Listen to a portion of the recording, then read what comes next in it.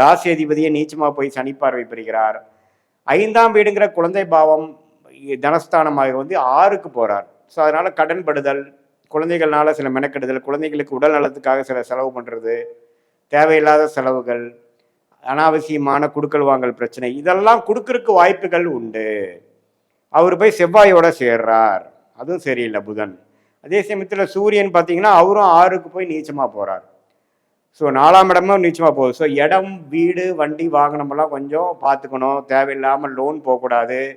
குடுக்கல் வாங்கலில் பார்த்துக்கணும். இதே மாதிரி உறவுகள் விஷயத்தில் உங்களுடைய குடும்பத்தில் இருக்கக்கூடிய மனைவினா கணவர், கணவனா மனைவி, பெற்றவங்க, பெற்றோர்கள், கசின்ஸு, உங்களுடைய பிளட் ரிலேஷன்ஷிப்ஸு, சகோதரர்கள், இவங்களோடையெல்லாம் கொஞ்சம் நட்பு பாராட்ட வேண்டும். சில பிரச்சனைகள் வந்து போகலாம், சில மனக்குறைகள், சில கருத்து வேறுபாடுகள், இதெல்லாம் வரக்கூடிய வாய்ப்புகள் இருக்குது. நம்ம வந்து எடுத்தமா கவுத்தமானு செய்யக்கூடிய ஒரு காலமாக இந்த ரிஷபராசிக்காரருக்கு அக்டோபர் மாதம் இல்லை.